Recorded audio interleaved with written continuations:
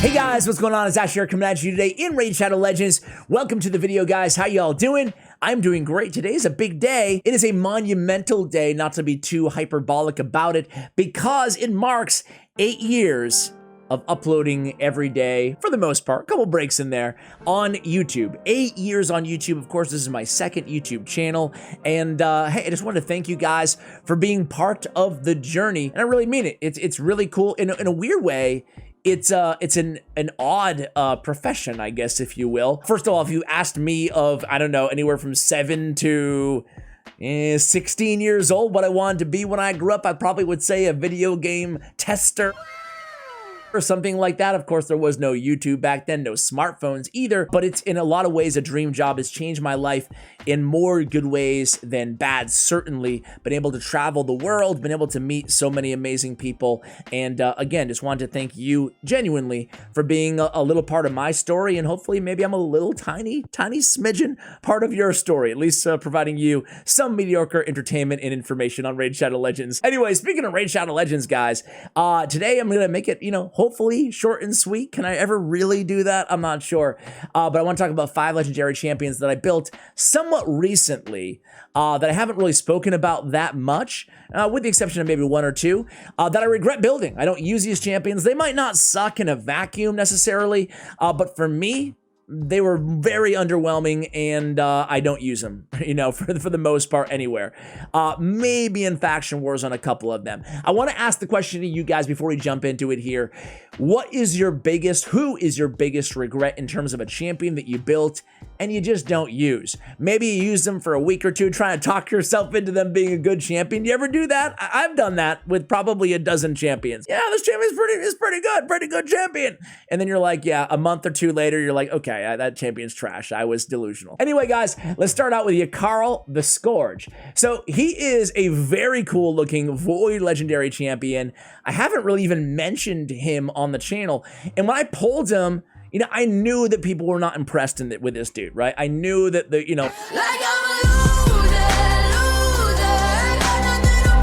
word on the street is this guy's just not good. Can't win them all, so. However, reading his kit, I tried to do that thing. I tried to talk myself into this dude, right? Axe of All Winter on his A1. Basically, he's doing something a little bit extra if enemies are under freeze, right? So you can read it there. But really on his A2, Blizzard Rider, this was the ability that really got me excited. I'm like, okay, we're getting a decreased speed on a single target, a freeze on a single target, steal 100% of their turn meter, and place an increased speed on himself on a 3-turn cooldown. I'm like, come on, that's not a sucky ability. That's a great ability, man. All right, bad news is it's not dealing a ton of damage. Not bad multipliers on this champion. But the problem is stealing turn meter doesn't necessarily mean that you're going to go next, right? They might not have a full turn meter. Likely they wouldn't have a full turn meter. So it's not as cool as this ability would be if it was just granting an extra turn, like say Kratraxa, a hard-hitting single target nuker. For me, you need, even though this is a great ability, we get freeze, decreased speed, and steal turn meter, it's still not quite enough to justify using him in the arena, right? So you might ask yourself, okay, well, what if we use him outside the arena? What does his A3 do? Attack 3 times, and the target's under a freeze debuff, removes the debuff after attacking, places it on all enemies. So he has kind of a freeze debuff spread. So dude, I sat there, I was gonna make a video on your Karl with Pixneal, with a bunch of other freeze champions or whatever. I tried a different Torment team as well. And I'm like, I'm gonna make an all freeze team, and it's actually gonna be good because of this freeze debuff spread and the A2. And it just didn't work out. The team sucked. I lost almost every battle in the arena, with OP gear and everything. And I'm like, okay, forget it, man. His passive is pretty cool. Lord of Ice decreases the damage this champion receives by 10%, and increases the damage this champion inflicts by 10% if there are one or more enemies under freeze, and resistance as well. It's cool, and the unkillable is cool whenever 3 enemies are under freeze, but it's a 5-turn cooldown, man. It's not that good of a passive. So, you know what, guys? At the end of the day, we have attack and Doom Tower battled by 43%. That's good, I guess, for an aura for Doom Tower. But, you know, he's got a little bit of CC. If you get lucky, you can CC everybody. If you come back and attack the same target, he attacked with the A2. But he's not, you know, even with a base 1600 attack, he's just not effective, man. He's not effective, you know? Sure, if I pulled him in the mid game and, you know, he's my first Void Legendary or something, sure, I'd probably use him. And again, not necessarily awful in a vacuum, all these champions, but man, I just was not impressed. Constantine the Dayborn. Well, I did a whole video on him. He's the only guy I think that I did a whole video out of all these champions. And boy, I was trying to talk myself into this guy. Base stats aren't bad. He's kind of speedy. Listen, he's just not doing that much. He's doing a little bit of damage. He's got a 2-time hitter with a kind of weak multiplier on his A2. Ignore 10% of each target's defense for every leech, decrease defense and block active skills debuff they are under. On the A3, he is stealing all buffs from the target, transferring debuffs to himself. It's a hard-hitting ability here on his A3, and enemies from these factions killed by him cannot be revived. But hey, that mediocre passive, it's only available if Vlad is on the same team. We had some fun running these guys, Vlad and Constantine, on the same squad in that video, but listen, man, I was way more impressed with Vlad the Nightborn than I was with Constantine the Dayborn, so I guess that's all there is to say about that, right? He wasn't putting out tremendous damage, you know, for a damage dealer. This A2 sounds like it could be cool, but in practicality, you know, there's so many other champions that I would prefer over him. And again, these champions are Void Legendaries, man. They ought to be really, really good. So if I was, you know, if I pulled Constantine, I don't know, it's hard to get super excited about it. Hate to be a hater. Hate to be a hater this video, guys, but that's how I feel about it. So the next champion, guys, is Thea the Tomb Angel, man. Thea is so bad, dude. She is such a bad champion. Listen, I know some of you might have heard this statistic here. This A2, if everything goes great, meaning if there are 300% worth of extra damage of hexes on the enemy team, damage increases by 50%. So if there's 6 hexes on the enemy team, this can be one of the harder hitting abilities in the game. But, you know, when are there 6 hexes on the enemy team? And even so, this is a 5-turn cooldown when booked. It's not that hard hitting. It's not that hard hitting. And the worst part is she has a perfect veil on herself. That's her A3. And then she's placing hex on 2 random enemies. So she's barely even placing hex, certainly not an AoE. Thea the Tomb Angel is such an incredible letdown to have be the first Doom Tower hard champion that you get from Secret Rooms.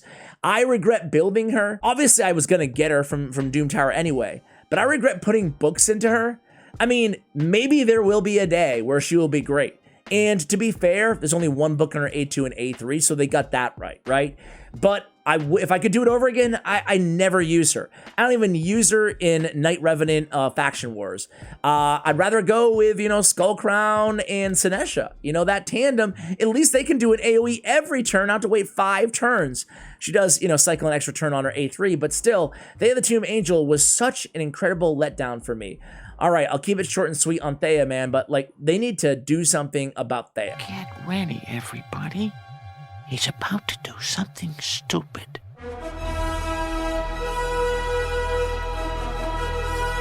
She is the champion most necessary for it, or most in need of a buff. I would actually put a few of the Doom Tower champions on there. Doom Tower hard legendaries, in my opinion, they ought to be really, really good. And, you know, there's a couple exceptions, right, along the way. Urost and Basata, they look really good. You know, I have Urost, he's great. And Basata I'll have in a few days here. But man, Varl the Destroyer too, not very good, you know? So underwhelmed with Doom Tower hard Secret Room champions. If I had my way, at least 3 of them would get a pretty big buff. And why shouldn't they? These should be very good champions. They're the hardest to get area in the game. They're, you know, some of the hardest champions to unlock in the game. All right, guys, next one is going to be Noble. Noble is basically going to be used to empower Ninja. He's a Ninja's empowerment champion. You know how the limited edition champions all have like a companion tandem champion that can be used to power them up. So Noble is used to power up Ninja, just as Vizix is used to power up Lydia. Anyway, guys, Noble, a Shadowkin champion. I can't believe I booked this, dude. Ugh, gross. And the only reason I'm not using him to empower Ninja is because I used a bunch of books on him and I maxed him out, and I probably should just do it. If you were me, would you do that? On the A2, it's a 2-turn cooldown, right? He's attacking one enemy, ignoring 30% of their defense, and fills his champion's turn meter by 25% after the attack. Not bad on a 2-turn cooldown. If the target is under fear or true fear, decreases the cooldown of dismay to A3 by 1 turn. This is on a 3-turn cooldown. Attacks all enemies. 100% chance of decreasing each target's turn meter by 20%. If there are any enemies under fear or true fear debuffs, will also fill this champion's turn meter by the amount the target loses, or all enemies lose. That sounds all right too, right? And check out this passive. No cooldown here. Whenever an enemy's turn meter is fully depleted by any champion, has a 75% chance when invoked of placing a true fear debuff on that enemy for 1 turn. So I looked at this kit and I thought one thing. Listen, I know he's a joke. I know people hate him. He's on the list. If you look at any tier list, he's right at the bottom. Right at the bottom. What do you do when something shows up on your doorstep that you did not directly cause, choose, or definitely anticipate? But I'm reading maybe similar to a few of you guys when I just read out the skills. I'm looking here and I'm like, on a 3-turn, on a 2-turn with turn meter fill, turn meter depletion, ignore defense, all this stuff, and then have a chance at CCing anytime a turn meter is fully depleted. That sounds not too bad, right? Bad news is with a 1553 base attack, and I have him totally naked right now. With a 1553 base attack, he's putting out very, very little damage, man. His multipliers are trash. On top of that, though, it sounds a little better, because even as I was reading it right now, I kind of talked myself back into him, like, wait a second here, Noble's not that bad, is he? But it sounds better than it is. Just one of those kits, right? Because how often are you going to have somebody coming in fully depleting each target's turn meter to get those true fears on, potentially? Maybe a Razen's A3. So that's exactly what I did.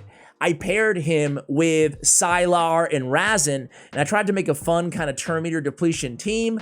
Tried Bat Swarm of Nethril as well. I tried like a lot of turn meter depletions, especially AoE turn meter depletions. And even with that, it just wasn't worth using up a spot on my team. If we're already depleting the turn meter by 100%, usually we can get by without true fear, So I don't know, guys. In practicality, he wasn't that great for me. Let me know what you think of Noble, because again, when I was reading this kit, I'm like, that doesn't sound that trashy, Ash. But, again, sometimes looks can be deceiving. Queen Ava is an old school champion. I actually maxed her a while ago, but I regret maxing her. I said this in the video. A few of you guys took exception to this, but, it's just my opinion, and, that's what I'm here to do, right? Share my opinions with you guys. I used her as my campaign farmer for so long, even though I had Fellhound right there and ready. So for, I don't know, a year and a half, I was using Queen Ava, using Energy Drain, Energy Drain, Energy Drain 3 times in a row, and taking about 7 seconds to do so, right? 7-8 seconds. And the whole time I'm like, maybe someday I'll try out Fellhound. But let me tell you guys, Fellhound can do it in 5 or 6 seconds. Queen Ava can do it in 6 or 7 or 8 seconds. So either way you look at it, Fellhound's going to be faster. And I just wish I had just maxed Fellhound a lot earlier. Queen Ava I don't use anywhere else. Sure, if you don't have better options, you can certainly use Queen Ava in Faction Wars. But Dark Elves is pretty stacked. I have better options. I don't even use her in Faction Wars anymore. So, it's hard to say I regret her, but even back then, I still had Fellhound when I pulled Queen Ava. So, I guess I regret her, right? Like, if you pull Queen Ava and you don't need to use her anywhere else, she's just an all-right champion overall. She's known for being a campaign farming beast because resets the cooldown of each of this champion's skills if any target is killed. So this is enough to kill, food, or enemies rather, when you're farming food. So you just use this over and over again, right? But again, why even bother booking out a legendary champion? She doesn't need to be booked, by the way, but I did because I'm an idiot. So why bother, you know, investing in a legendary champion when I had a better option as a rare right there? Well, it's a mistake by yours truly, right? I fell prey to the higher rarity. Maybe I should go in that direction issue, right? So, you know, don't do as I do. Guys, let's end the video there. Let me know who you regret. Let me know who you disagree with on my list. You know, honorable mentions, there's not that many. I don't use Roshgard the Tower. I don't use him because right now, you know, block damage is not really in vogue in, you know, even man-eaters. I have 2 man-eaters. I don't really need Roshgard the Tower, but I don't really regret him necessarily. I haven't even really, you know, booked him out or anything like that. Other champions I don't use a lot, but it's too early to say. Basilius Ronis, he has a guaranteed free stun, excuse me, on a 4-turn cooldown now. I haven't really used him much yet. I wasn't impressed by his damage at all, but he did get a big damage multiplier buff. Sounds like he needed it. I don't really use Yoshi anymore. I can't say I hate the champion though. You know what? I think we're gonna be friends. And I guess I don't use Angar. Just talking about champions that I don't use, but again, I don't really regret these champions. I don't think they're trash champions.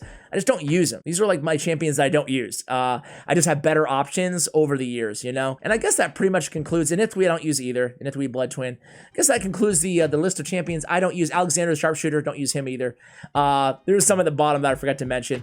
I almost put her on the list, so I just give her a call out champion that I don't use. It is Astrolith. Don't use Astrolith either. All right, guys, now we will end the video. Thank you so much for watching, and as always, take care, guys.